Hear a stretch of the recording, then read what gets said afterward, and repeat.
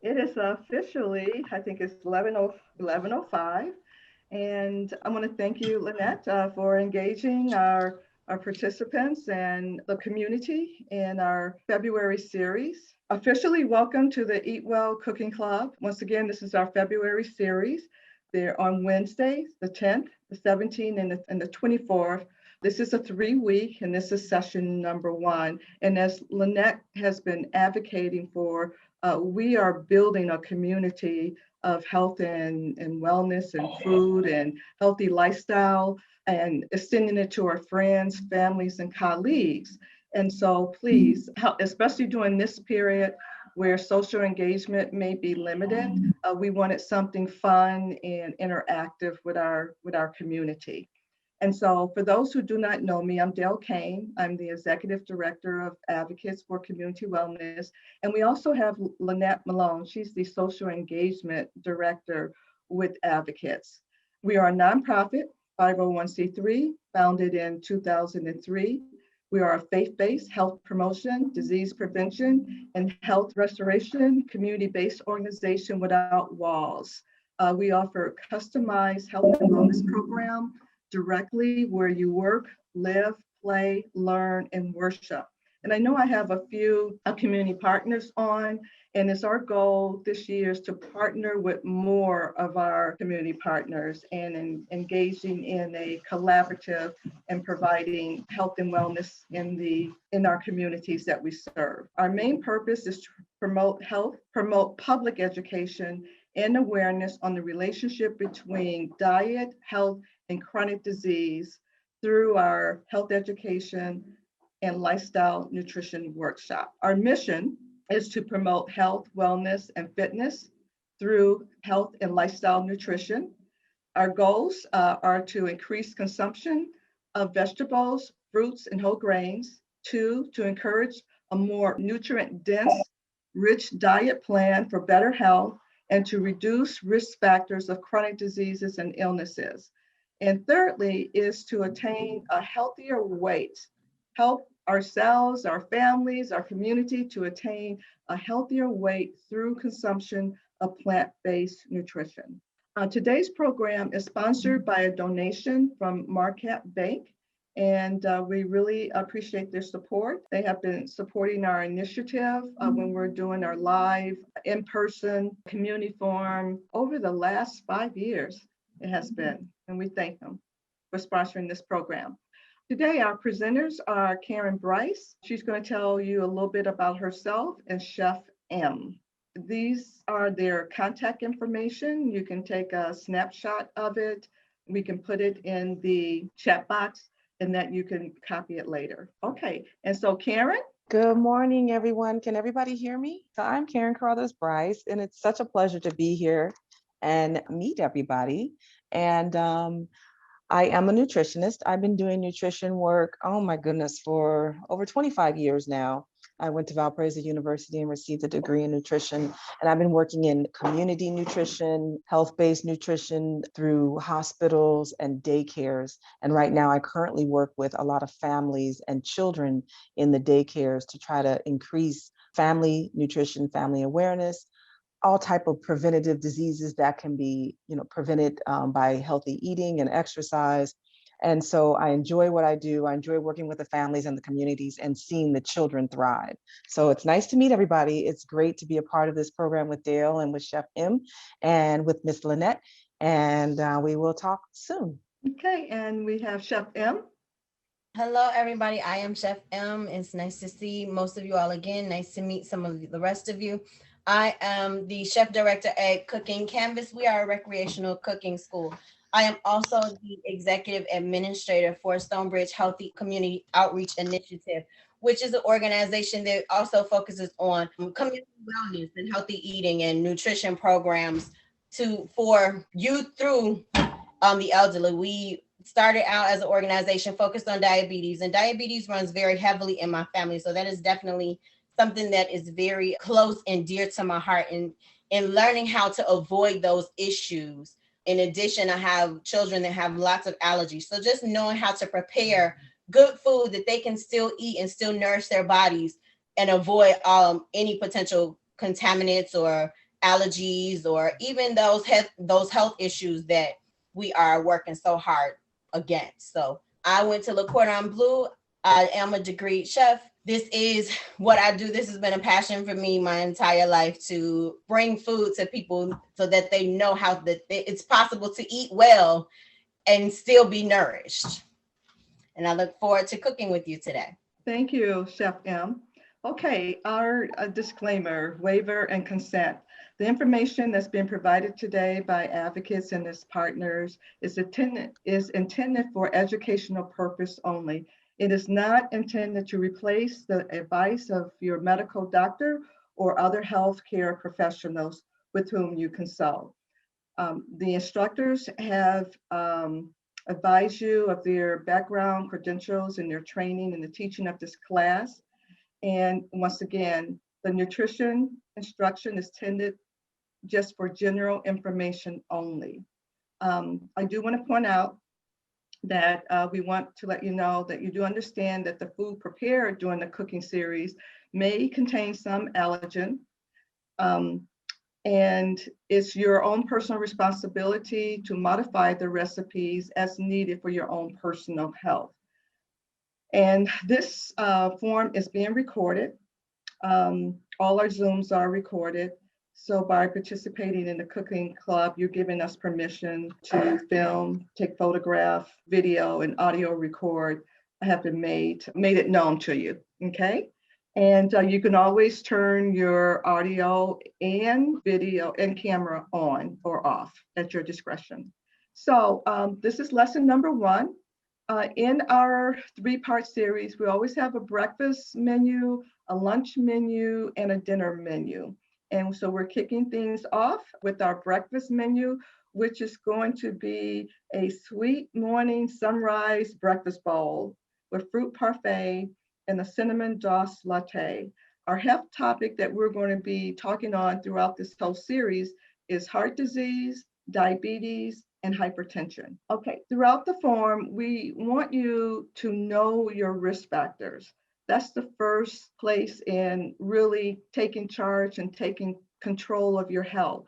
If I don't know the status and the state where my body is with all my numbers, how can I care for it? If I'm high, how can I bring those numbers down low? If it's low, how can I bring those numbers up high?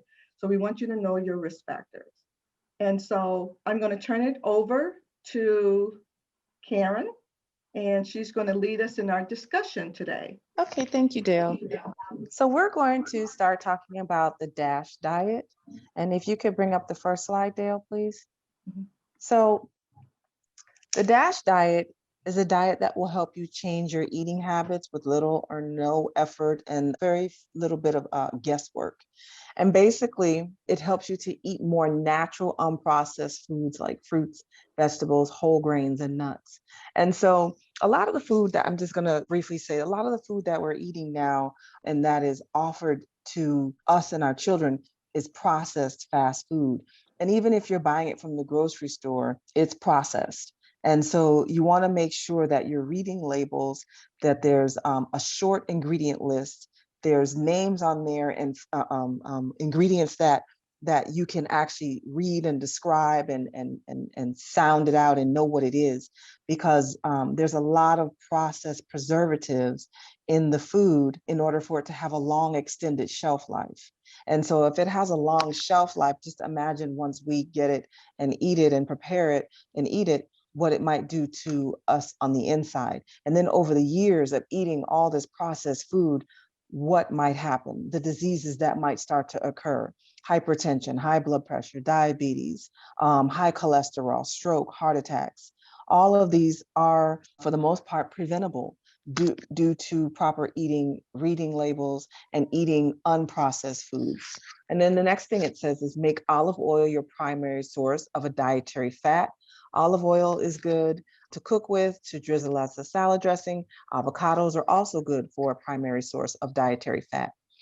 Reduce the consumption of red meat monthly. So with this, we want to encourage balanced diet, balanced dieting, balanced eating. And so there's people who eat red meat every day, all day, pork every day, all day. And, it's nice to switch it up, to incorporate lean meats, fish, sometimes a vegetarian meal, sometimes no meat.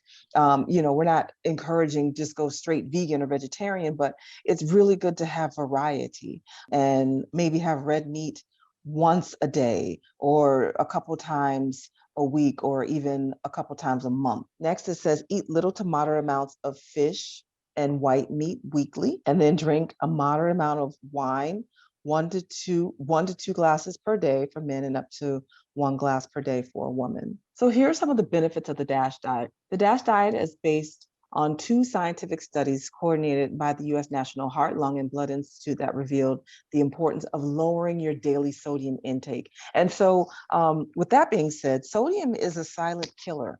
And a lot of us are eating a lot of extra unnecessary sodium a day. We only need about 1,500 milligrams and at the most 2,000 milligrams a day. Okay. But some diets are starting to get way up into the 7,000, 10,000 milligrams of sodium a day. That's huge. 10,000 milligrams of sodium every day can have damaging effects on the body and cause a lot of diseases in the future. And if we start our children eating like this now, the habits are created. And as they get older, it can only go downhill. And that's not what we want. So if you keep in mind 1,500 to maximum 2,000 milligrams of sodium a day is good enough, is what we need, is sufficient. But if we're eating processed foods, they are laced heavily with sodium because sodium is a preservative and it also adds flavor. The other part of sodium is hidden. It's hidden in a lot of forms: MSG, monosodium glutamate, sodium, salt, table salt. So you want to read the ingredients again and the contents on the food labels. You want to see how much fat, how many calories, how much sugar, and how much sodium is in the product that you're choosing to eat and prepare. It says next, what to eat on a DASH diet, a healthy low sodium menu. So you want to have at least 3 or 4 pieces of fruit every day. How many of us are eating fruit every day, vegetables every day? We want to get at least 3 to 5 servings of fruits and vegetables a day. They are very high in antioxidants, phytochemical substances, and these things protect our health. So what is considered a serving? 1 medium-sized banana, 1 medium-sized apple, maybe 2 cuties or 1 medium-sized orange. That is considered 1 piece of fruit. But we want to try to have 3 to 5 servings of fruits and vegetables a day. A half of cup of berries, that is considered 1 serving. Also, the next bullet point says, have a salad with your main meals. Use olive oil and lemon for dressing. And this combination is a very, very powerful antioxidant combination. And antioxidants is good to help us build up our immune and help us to fight free radicals that might cause cancer. And that's why we want to try to have that combination as well. What is a serving for a vegetable? A half a cup of cooked spinach. Let's see, a half a cup of Brussels sprouts, something of that nature. Spinach salad, that is very good to have with your main meal. And spinach is much better than iceberg lettuce. Iceberg lettuce really doesn't have much nutrient-packed ingredients, or it doesn't really do much for the body. It doesn't have many benefits, but it's inexpensive. But spinach is high in vitamin C and vitamin A. It's considered roughage and fiber. It's good to help you to eliminate through the colon. Romaine lettuce is not bad, but spinach is even better. Kale, to have a kale salad, that's another alternative that you could try. So variety is very important when we want to keep in mind eating. You don't want to get bored with your diets either. You want to try to keep up, some variety so that you and your family understand that variety helps. It's the spice of life, not only to receive different vitamins and minerals, because you don't want to overdo it on, for instance, carrot. I used to work at a health food store, and there was a man who would come in every day and order a carrot, a juice. Well, eventually this man, and I kid you not, he started to turn orange. He was a toxic level of vitamin A. This is why diversity is very important.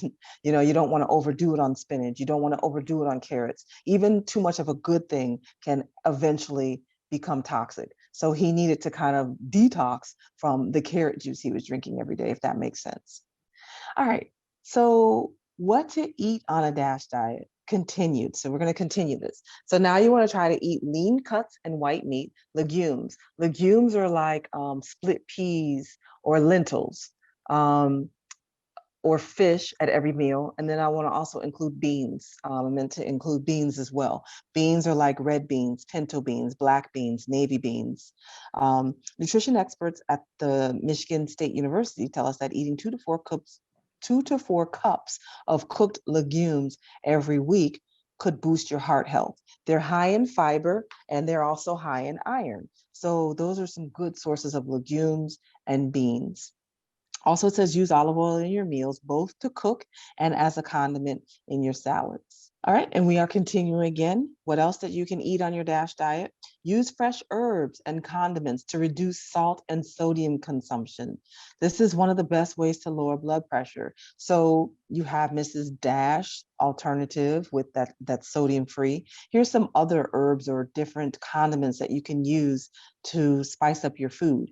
Minced onion, garlic powder, oregano, basil, thyme, rosemary. And these things are also very simple to grow in a windowsill. If you want to grow your own herbs and snip them and cook with them, that's even better. So I started a garden this summer and it turned out fabulous. I really had great success with growing greens and everything like that. So I'm going to wrap up here, and then we can discuss the nutrition piece a little bit later and have questions after the cooking demonstration. Thank you guys for your attention, and it was wonderful to present to you. Okay, now we're going to cook with Chef M.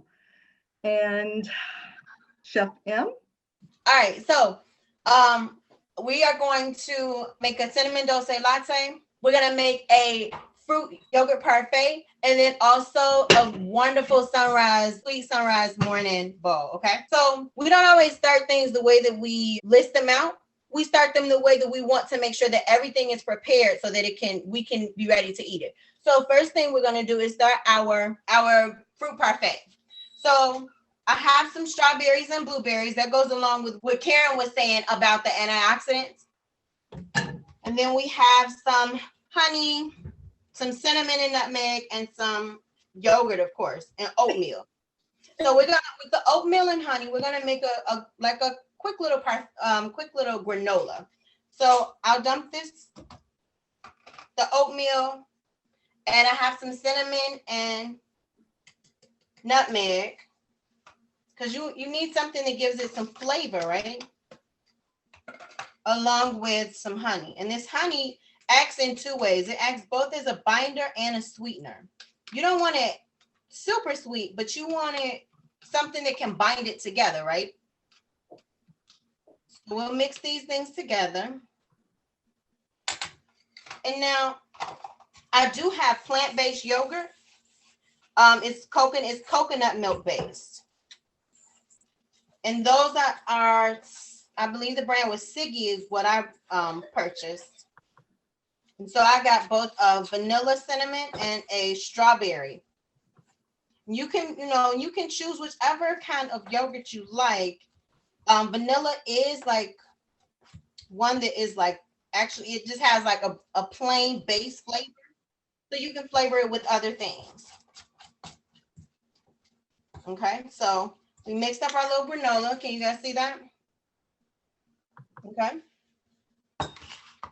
Now. And then here are my plant-based yogurts. Now, I'm going to mix the two. So I have both that strawberry flavor and that coconut vanilla flavor. But if you want to layer them separately, you certainly can. And that's one thing I always say about cooking is that recipes are guides. You have to choose the flavors that you want in your foods. So I'll just mix these together. And the reason we start this one first is so that when we get ready to eat our breakfast, it'll be ready.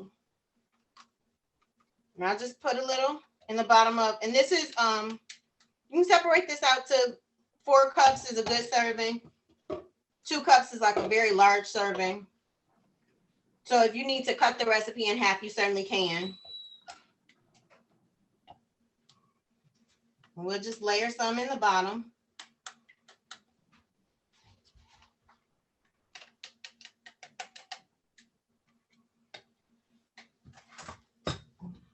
And then we'll do just a small dollop of our granola.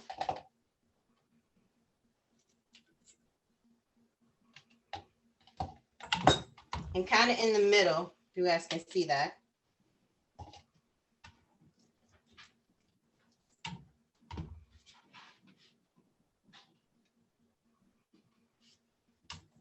And then, you know, it's just like, it's a parfait. So we just build layers. We'll drop some of our blueberries and our strawberries because we want that fruit in it. And this, you know, you can definitely add more fruit so that you actually account for a full serving. But this also helps, well, to give you additional nutrients. And you can also just measure out, like a serving of fruit is a half a cup cut. Mm-hmm. And so you could just measure it out and use that as your base as you're filling your layers, you know, to ensure that you get the full serving. And I want to add too, although during this segment in February, we are talking about the DASH diet, but many of us on here, we are promoting and embracing the plant-based diet. So in the recipes, we have tweaked them a little bit to just introduce to you different options of for plant-based. There's a lot of options out there rather than eating animal protein and then our dairy products, byproducts of animals. Okay. Yes, and you can certainly do this with regular yogurt as well. Mm-hmm. Mm-hmm. I actually had a family cooking night on Saturday, excuse me, and where we did a yogurt parfait as their dessert. Just a way to, you know, help families promote getting those vegetables and fruits. Yes, that's a great idea. And then yogurt's high in calcium as well. Yes. Yes. Make those bones and teeth stronger. Right. And you know, that's certainly something that a lot of times children are missing. Yeah. You know, once they start and getting it's naturally sweet with the fruit. Yeah. So that's a great dessert. I like that. Yeah. So that parfait is really, I really like it because you can have it as a breakfast on the go. You can have it as a snack and you can have it as a dessert. Yep. So it's very versatile and you can use any type of fruits that you have on hand. Yes. So strawberries and blueberries are not your thing. You definitely can switch them up. Hold on one second. And so this is the finished product for our preference. I'm gonna throw these into the refrigerator real quick because, like I said, I want these ready for when I get ready to eat my breakfast. And those are certainly, and you can certainly make those ahead the night before. Just, you know, keep in mind that the juices from the fruit will kind of seep out into the yogurt. So you might see a little discoloration, but it's still the fruit. And it's the natural fruit juice as opposed to something that you had to add that's been pasteurized, which kills off a lot of the nutrients involved. All right, next we are going to start on our sweet morning sunrise breakfast bowl. Can I just add one more thing about the yogurt, if you don't mind? Is the acidophilus and the bifidus. Those are excellent flora for the gut as well. So that's another reason why I like what you were just saying, Chef M.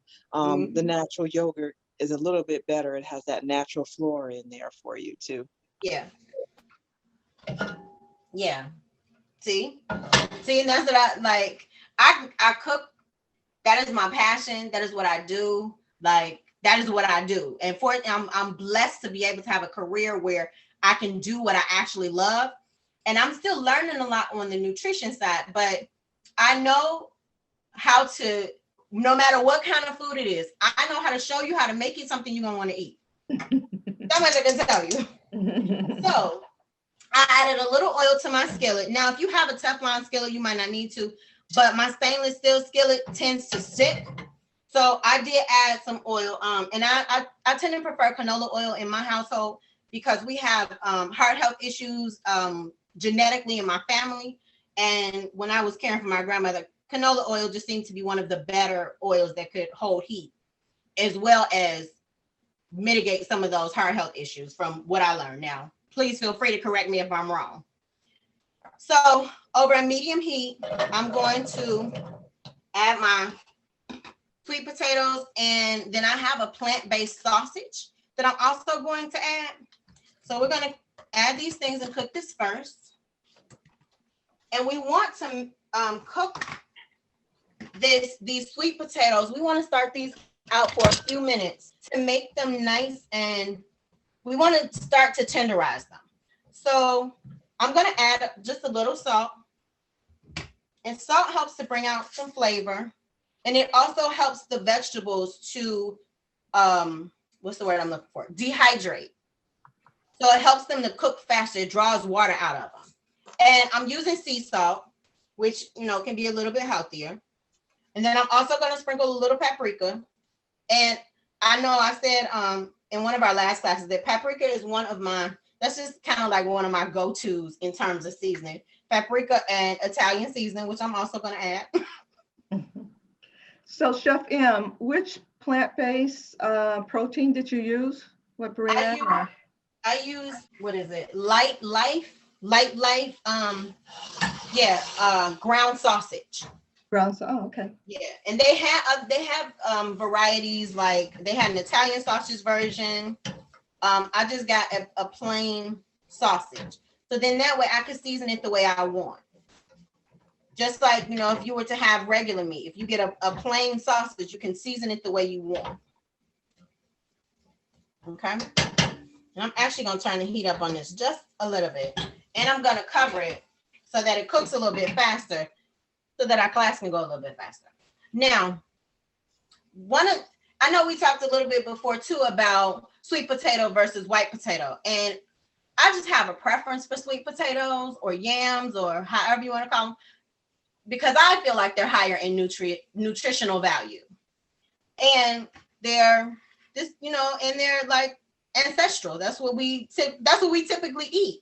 But I think a lot of times we only focus on either a baked sweet potato or candied yams. But a sweet potato is so versatile, and there are so many different things that we can do with those. And I think we just have to like figure out what else we want to do. And now I think you guys can probably hear that I'm getting a nice little sizzle. So I just want to move things around to make sure nothing sticks. Okay, Chef M, I just want to bring up too, I know in the recipe, and this is like for a person that does not have any heart disease problems or stroke or hypertension, that you did use salt, but we did mention in the presentation that there are some alternative seasoning that you can use in lieu of salt so that you can get the flavoring that you want. And so, and that's one of the beauties, I think, about cooking at home, is that you can season it to your liking, and you can season it to your health, you know, your overall body wellness, okay, and health. Mm-hmm. I know in my house, my mom recently had a stroke.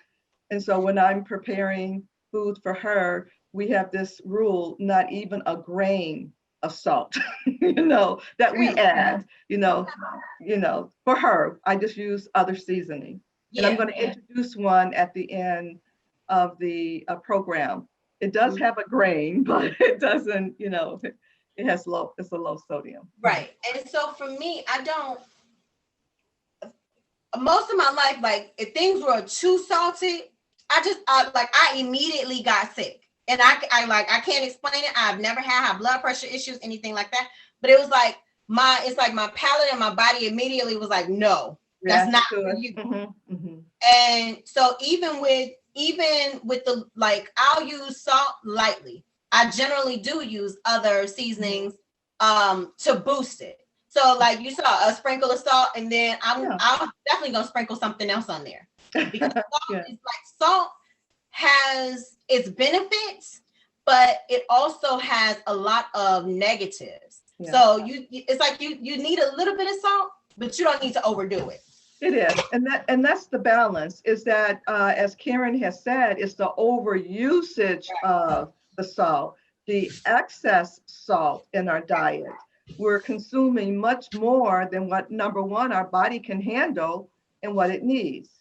So it's just cutting back, putting the brakes on it. Right. And then also there's Himalayan pink sea salt, there's sea salt, there's gray salt, there's blue salt. There's different versions that we can use. And the sweet potatoes, they're high in vitamin A, which is really a good source of vitamin A as well. And like I said, in this recipe, I use the sea salt. I have actually switched in my house to kosher salt, just in general, even though the box probably usually takes me like a year to go through, unless I'm like doing a lot of heavy baking. You know, it's like that switch just from iodized to kosher salt. Now I'm going to add some, and I use red onions and I use red peppers, but I'm going to add some onions and bell pepper. I got so busy talking.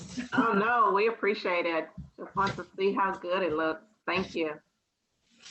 And like, I'm definitely one to encourage eating a rainbow. So I like colors, which is why I chose the red. You can definitely, you know, opt for green. I don't really know, and you know, my nutritionist can tell us if there are huge nutritional differences between the colors of peppers. Not to put you on the spot, but I'm putting you on the spot. Definitely yes. But I'll let Karen take the lead. Definitely yes. Karen? Sorry about that. Yes, there are a few differences, but sorry. Most of them are high in vitamin C and vitamin A, but there's slight differences. But I think color is the big aspect that people go after. Yes. And from my training is that as the peppers, all peppers grown, they're green, and through their ripeness, and as the ripeness and the maturity of the fruit, a pepper, bell pepper is a fruit by definition, anything vegetation bearing seeds. And so it goes through the,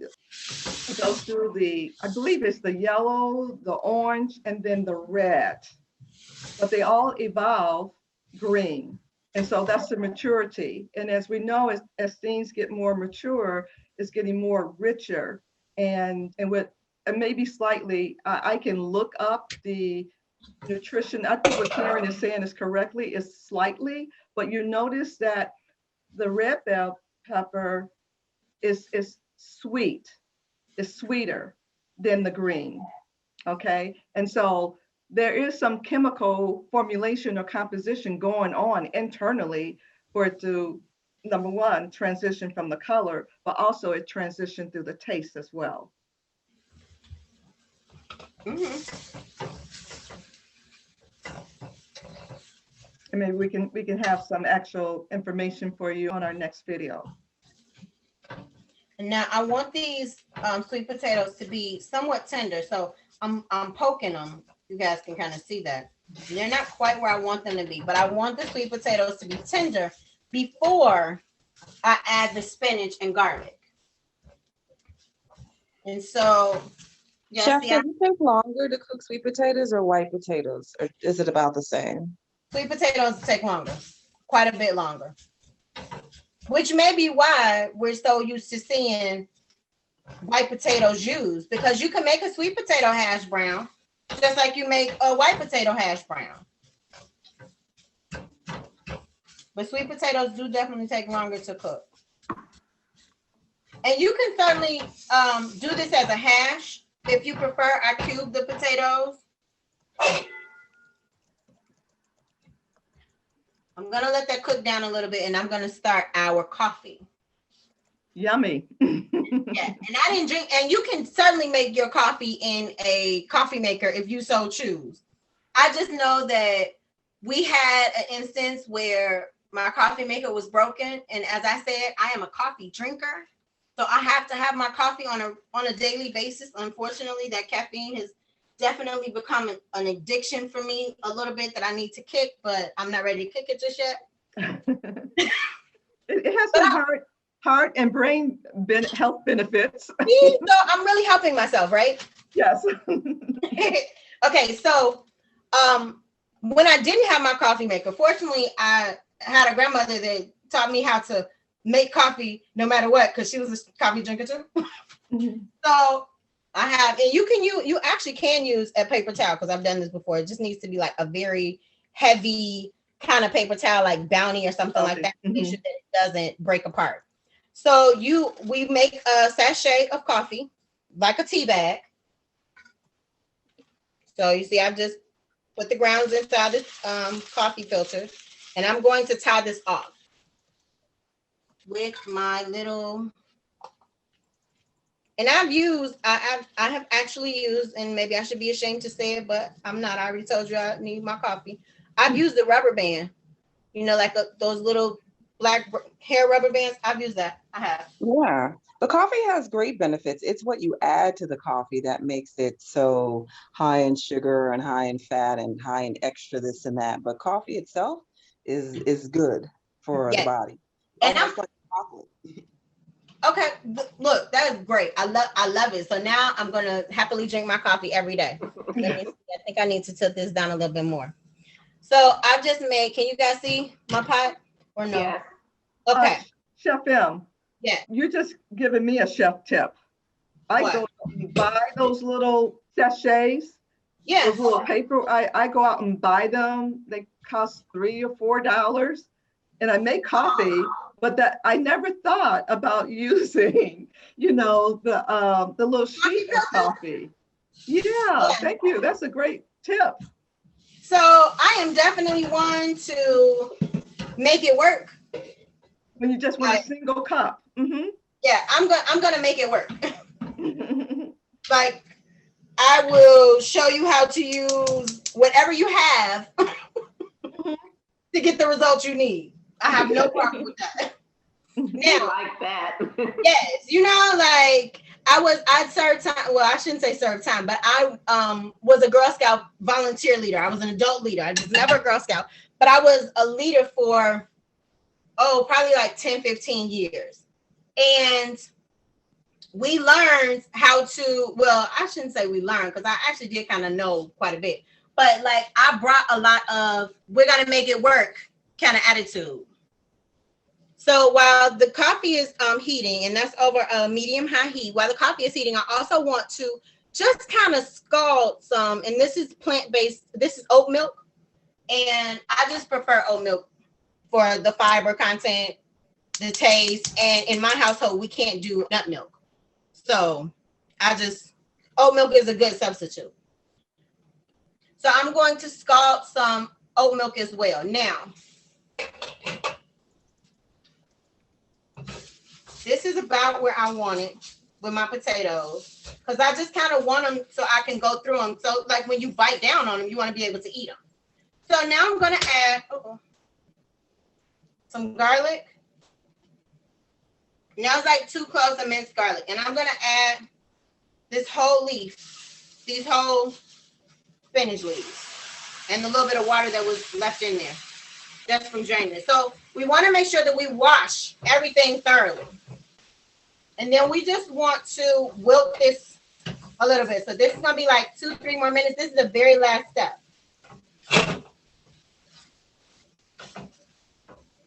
And you can certainly, if you would rather, have the smaller pieces, spinach does shrink when it's cooked. But if you would rather have like smaller pieces, feel free to chop it. Sometimes I just like the feel of the whole thing in my mouth. I am so glad to see that you put the entire spinach leaf. I never knew that I could keep the stem on the spinach. So this was helpful for me too. Oh yeah, you definitely can. I know I have chopped them before. I have destemmed them, but you don't necessarily have to. In any of these leafy greens, correct me if I'm wrong, but you don't have to destem them. Now, green onion is different, but like your regular leafy vegetables, you can keep the stem on, that's no problem. And Yeah, there the are nutrients are in there. You can eat those stems, definitely.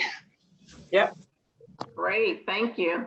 all right, and so I have wilted my spinach, and I'm gonna taste it just a little bit, see if I want to add any seasoning.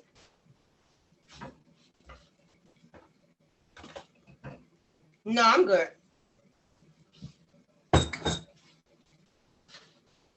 I wish we had some to taste, Chef M. Right. I wish you could too. Yeah, right. Look, this is why you're supposed to cook with me. That's I can't wait true. till we get back to our live cooking classes. Yes. No. Me either.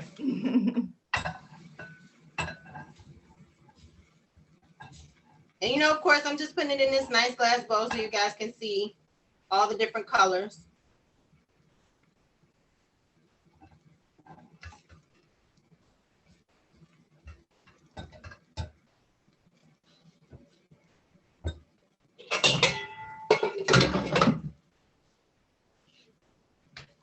And remember, hot things are hot. So touch them with something to keep your hand from getting hot. So you guys see our nice sunrise breakfast bowl, our sweet morning sunrise. Yes. And all I need is a little sprinkle of red pepper on top.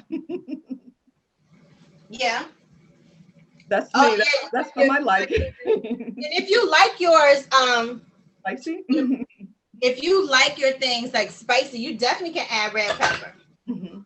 All right, now, if you guys can see, my milk is hot. That's all I really want. I want the little bubbles, and I want it kind of hot, and that's it. And my coffee as well. Okay, there was a message came over in the chat is, can you eat the breakfast bowl cold or hot? And definitely you can, not necessarily cold, but maybe room temperature.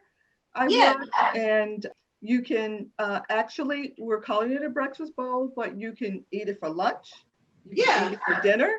You can change up the different greens that leafy green vegetables that you use. So the answer is yes, most definitely.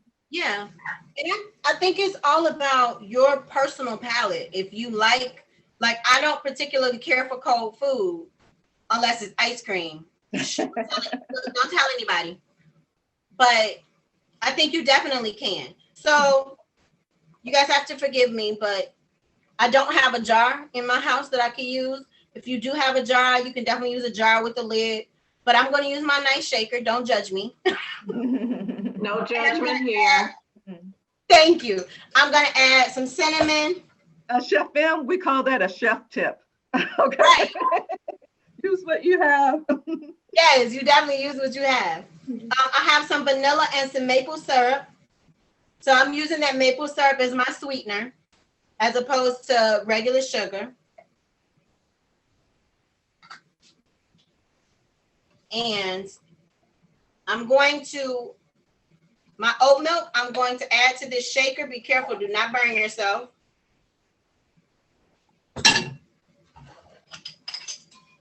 And I need to let it steam out for just a second. And then I'm going to cover it up. My coffee is just about done. I'm just letting it go as I want it to go. See, that's what I said. I needed to let it steam a little bit longer. And I'm just going to shake it.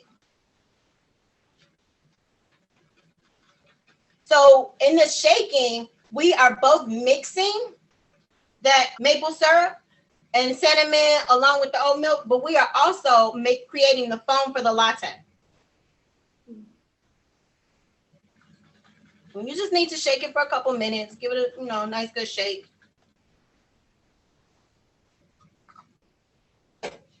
We can have a breakfast happy hour. We could have a breakfast happy hour. We could definitely have a breakfast happy hour. And now my coffee.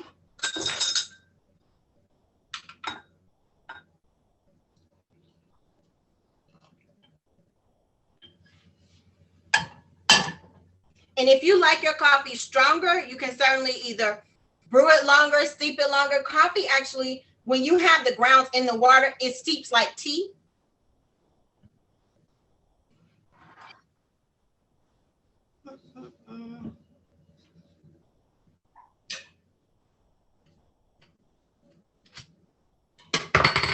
And now you guys see all of that, the bubbles and the foam inside? You guys see that? Oops. Look, right. Kitchen, clean up on aisle 8. I'm going to hold that foam back while I pour this into my cup. And the only reason I hold the foam back is so that I can add it at the top. So it's actually like a nice foamy latte.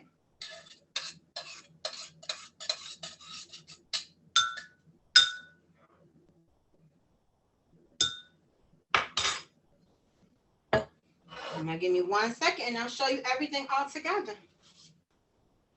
Starbucks doesn't have anything on you. Look at you. It looks delicious.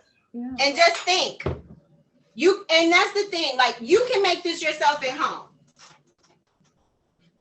It's not because I'm a chef and trained that, oh, I turn out such delicious things. Well, that's part of it, but it's also because I like to eat and I like to show others how easily things can be done.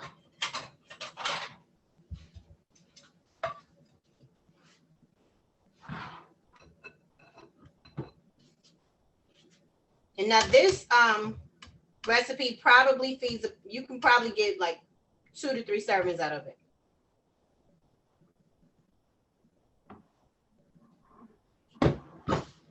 Right, Mr. Kevin said that, and it didn't cost $6 like what we would pay at, you know, franchised coffee shops. Yes. And here you go.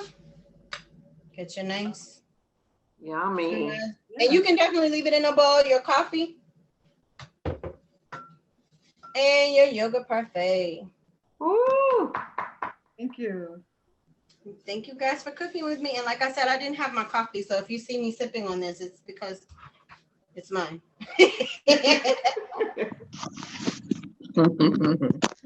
Thumbs up to Chef M. It looks great. Thank you guys for cooking with me. Yay. We want to thank Chef M. And now we're going to go to the recipe review. Yes. So as you guys see, I used a little bit of canola oil just to make sure that I had a nice coating on the skillet. I added the sausage and sweet potato first, and I wanted to saute that for about 5 to 6 minutes. Like I said, we wanted to start tenderizing so that when we get ready to eat it, it's, you know, nice and edible. Then I added the onions and peppers because we also want those to tenderize, but they won't take nearly as long as the sweet potato. We sauteed that for a little bit, of course, adjusting our seasonings throughout the entire cooking process.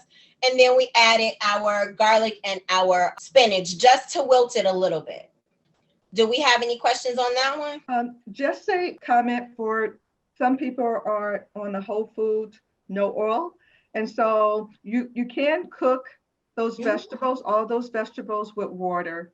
And sometimes you can, if you want a little more flavoring to it, you can use the vegetable broth, low sodium or no added salt. So that's just a health tip. And those are people who are, you know, really need to work on like a specific health condition. And so that's just some tips on that. Mm-hmm. All right. And then we have the yogurt parfait.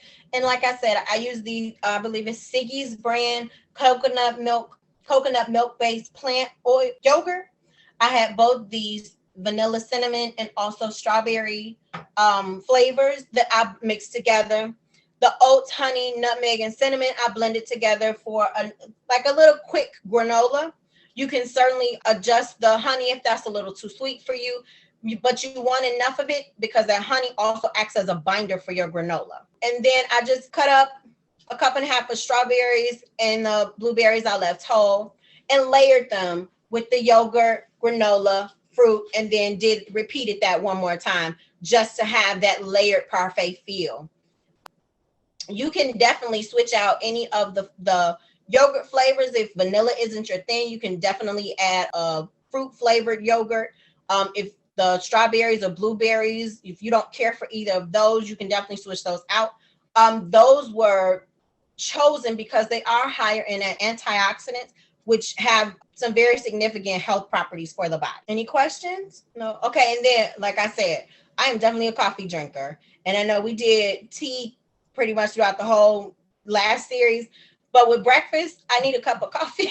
And so I wanted to show you guys how easy it could be to make your own latte at home, because a lot of times we will go out to Starbucks because it's like, oh, that's just so overwhelming. How can I make, they make it look so difficult in the store, but making your own food at home is actually fairly simple if you just know what it is that you're supposed to be doing. So that latte, we just shook up the plant-based milk. In my case, I use the oat milk, cinnamon. I did have a little splash of vanilla, and then vanilla just helps to enhance the flavors, and then maple syrup.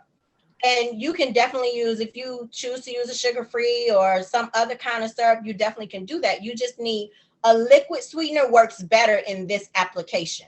We shook those up and held back the foam, added that at the end, and just blended that with our coffee. And you can definitely heat things. You can definitely heat the milk in the microwave as well. You just have to be careful with that, so that it doesn't form a skin over the milk.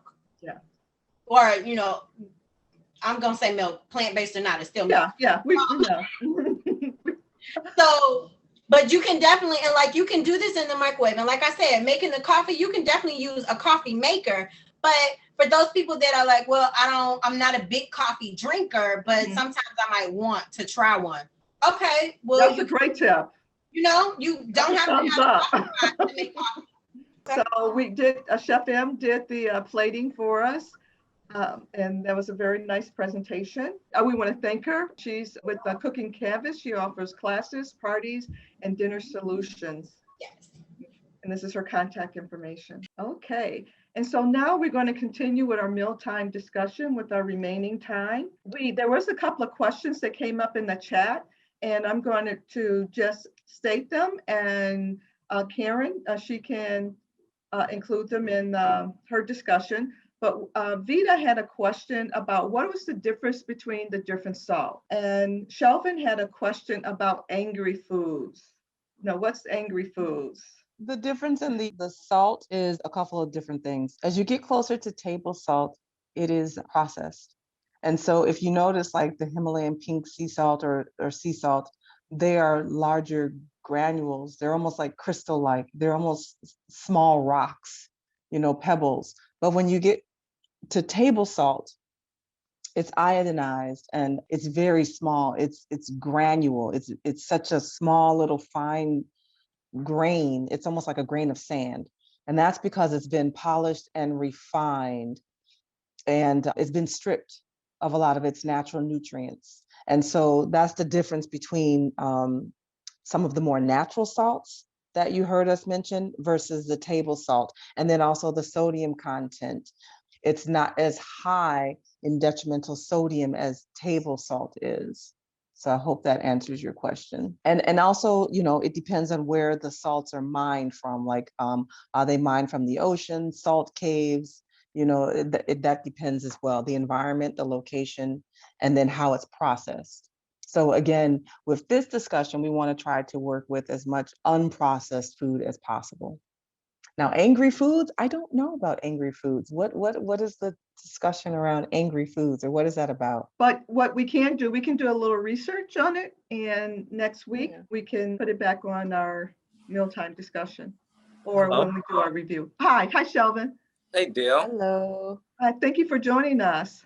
You're You brought up the question about angry food. That's new to myself and Karen.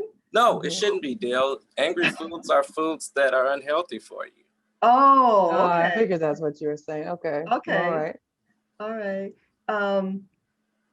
Okay, so, but you had a question about it. What about them? You want Karen to share some information? But if it makes you angry, you should stay away from it. That's the best tip I could give. But no, if they're unhealthy, for sure, we want to minimize everything in moderation. Of course, you know, at least once a week, you want to have a junk out day and, you know, figure out what you want to junk out on. You know, you don't want to be perfect all the time, because what happens is people will binge or quit, but everything in moderation. But if it's constantly making you angry, you might want to stay away from it. Yeah. I want to say too, there is some research on how food affects your brain, your cognitive, your behavior, mood, and food. And so we can take something that's healthy and we do it all the time and make it angry. Okay. For example, let me say that let's take the potato. Okay. We can make, when we're making our French fries, the potato itself is healthy, but when we fry it, you're making it angry. If it's when we're talking about food that is unhealthy for us.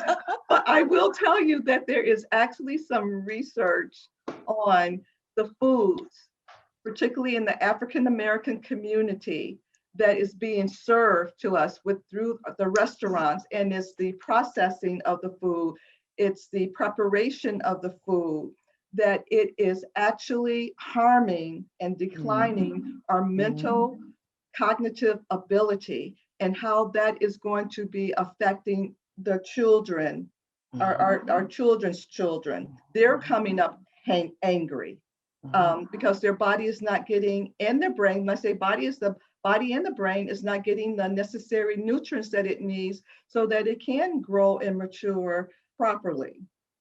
And I'm getting a little bit excited about it because it's important. And you just ask any teacher. I know we have former retired teacher on here, Miss Ollie. Probably the children we see now in the classrooms, their emotional state. But I don't want to take up the conversation on that, but we can have a discussion on that. But thank you for bringing that up, Delvin. Really appreciate it. And to piggyback off of that really quickly, there was a study done. I can't think of the name of the video right now. It was excellent. And it was a man in New York who did a 30-day McDonald's. Oh, yeah. Yeah, that's all he ate. And he became more depressed and more sick within that 30 days. His mood, his attitude changed drastically because that's all he ate every day. It altered his mood exponentially, and he couldn't figure out what it was. I mean, he knew it was the food, but specifically what they're putting in the food is killing us. And it does aid. Oh, sure. Yeah, very slowly. And in that video, they showed a school that transformed, took out all the unhealthy food, all the vending machines that had unhealthy food, and they started to serve the children whole foods, whole grains, cooked, non-processed, not catered. And the children, the mood and the attitude of the school, and these were high schoolers who were already, waking up angry just because. And just because you woke them up. Yeah, exactly. And the mood of the school was so tranquil. It was interesting. Food does make a huge difference. So angry foods, yes, do exist. Thank you for that. To add to that, just real short, there was a prison study. Yes, yes. They, that's a control group. And one group, all they did was added vitamins and minerals. And they did it for 2-3 weeks, 30 days. And they noticed that the group that got the vitamins and minerals, they had less, they call them infractions, not breaking rules and not getting into fights and having a sense of collaboration. They had less incidents, significant less, and it was the food industry that did it. I can send you guys the link and you can look it up. It's a video on it. But that's with prisons, just changing one thing, tweaking. And that's what we're having. With embracing plant-based nutrition, when you tweak certain things in your diet, you get the results that you want in your health.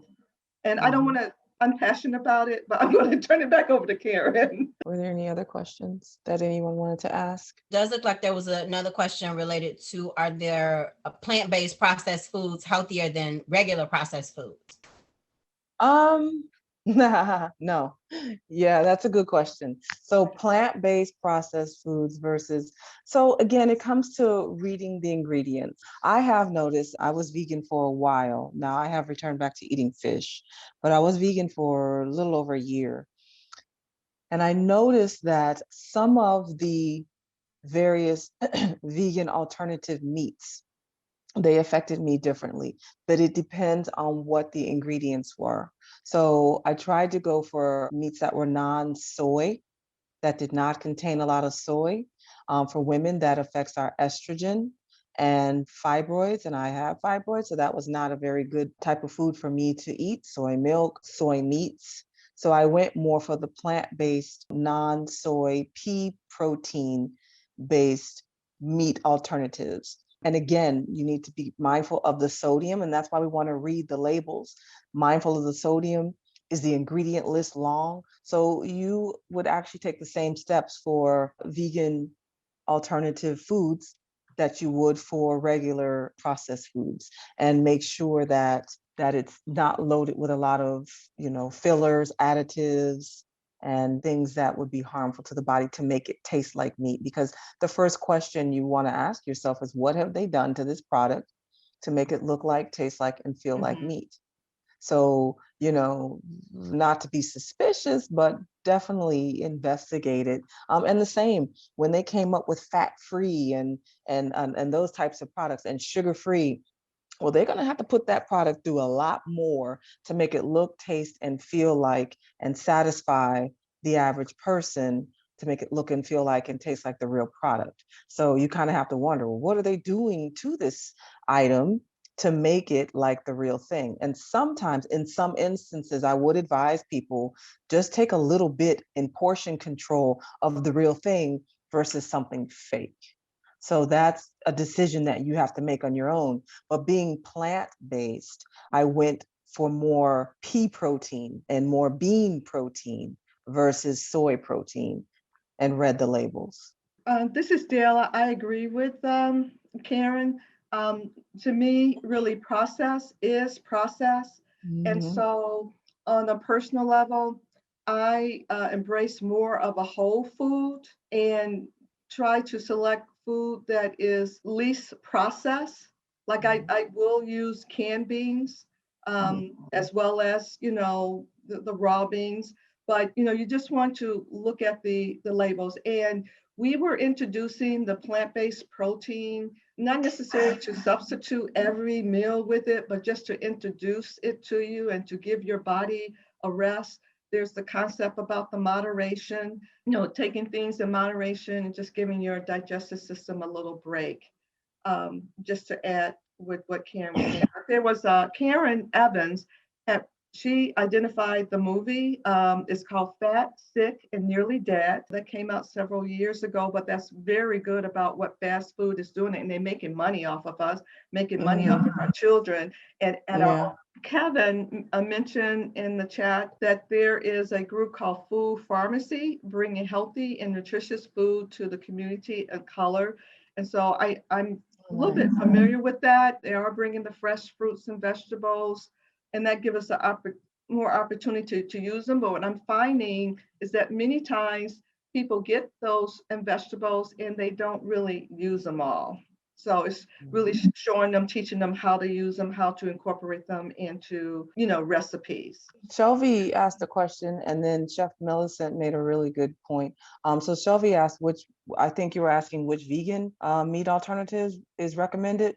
In my opinion, so Beyond Beef is a little better than Impossible. Impossible is made with soy, but now Impossible is being used in like McDonald's and Dunkin' Donuts because it's a little cheaper. And that's kind of what fast food looks for, more processed, cheaper products. And that's what Impossible ultimately is. Beyond Beef is not soy-based, it is pea protein based, and it has less additives and less fillers and less harmful ingredients in there. But again, you want to read the label, and then even a good thing, too much of that can be too much. So you want to have some variety, maybe go meatless completely, no alternative meat, no regular meat for a day or two. And then Chef Millicent made a really good point that tuna and chicken sausage are also good alternatives. Turkey sausage, those are good. Just watch the sodium content. Karen, is there anything Yes. you want to add or wrap up Yes. with? Okay. Sure. I was trying to see if there's any more questions.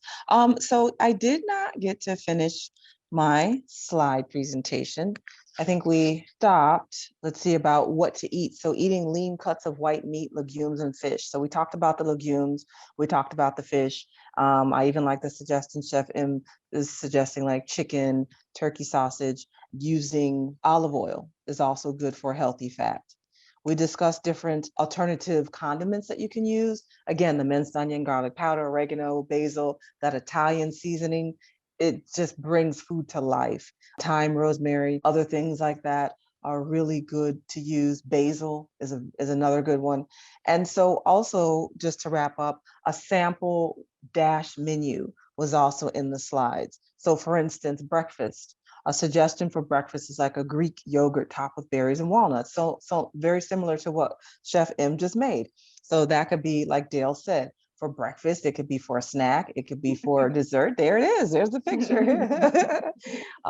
So that parfait is something that can be made for breakfast, snack, dessert. So that's a good way to go with that. It's simple, it's easy, it's fast, it's quick. And I think that's what people are looking for, fast and healthy, if that two can go together. And it can, but you do sometimes have to prepare in advance or ahead of time. And what I find myself doing is preparing the night before. So then that I can kind of grab my stuff and go. For lunch, a sample dash menu for lunch: chicken breast with Swiss chard, topped with a type of, if you want a spicy or mild sauce, and hummus. Hummus is another excellent source of fat and protein because it comes from chickpeas. It's ground chickpeas with olive oil. And so the olive oil is a healthy fat, and the chickpeas is a great source of protein and fiber. And it's a really good snack to eat with whole grain crackers, or even to use as a spread versus mayonnaise. So that's a nice alternative. For snack, they suggest whole grain crackers with cream cheese and fresh tomatoes. So you can do a low fat cream cheese. And there are very good vegan green cream cheeses that are out here as well, or plant-based. Let's see. For dinner, you can have a low carb pizza topped with fresh vegetables and low fat cheese. So a low carb pizza, they are using cauliflower now to make pizza crusts. Another low carb pizza would be a pizza crust made with rice flour or bean flour or corn flour, and they are delicious. So you can see that there's a lot of options out here, and you don't always have to go with the unhealthy option. For dessert, an example is a fresh fruit parfait with dark chocolate. So here we are back with the fresh fruit, dark chocolate, and the parfait and the yogurt. And then some detox drinks that you can drink or take throughout the day on the DASH diet is green tea with lemon, cinnamon, and raw honey. And that's a nice combination. It's detoxing. You're actually getting vitamins and minerals from the lemon, and cinnamon has really good properties, and raw honey. Raw honey versus the squeezable teddy bear honey. So there's a difference. There's the raw honey you kind of have to take out with a spoon. You're not going to be able to turn that jar over and squeeze it out. It doesn't come out that easy because it's not been processed. It hasn't been adulterated or treated or heated or changed and still tried to be called its original substance. So they do that with salt, sugar, honey, milk. They take those natural products and they do a lot of different things to them and bring them back to and present it. And there you have it, processed. So any more questions? Because I'm going to wrap up. Okay, so our final thoughts and comments. We just completed session 1. We are continuing the conversation with a guest chef, Chef Blackman, and he will be facilitating the cooking demo on February the 17th and the 24th. You will receive, once you register for all of the classes, so you don't have to re-register, but we will be sending out you just a reminder about the class. And this is one item that I've been using. It's called Spice Lick. It was Ditch the Salt and Love the Lick. It was sent to me she's a chef, she's a farmer, and she works with the USDA, and she created her own spice blend. And it is really delicious. So I just wanted to highlight and flag it out to you guys. This is her number, Carolyn Smith with C&T Smith, and this is her number if you like to just try and sample. She does, in the blend, there is salt, but it's only 3% of, I think it's 60 milligrams, okay? But I've been using it and made some food with it. And my mother, this is good, Dale. Okay, but continue on. Advocates for Community Wellness is a registered Illinois Department of Public Health COVID prevention ambassador. And that's why I led with the question earlier about the vaccine. And the goal is just to help every day to engage and empower people across the state in an ongoing, intentional way to assist with COVID-19 outreach and prevention effort. And the message, if you want to learn more, is you can go to the Department of Public Health.illinois.gov.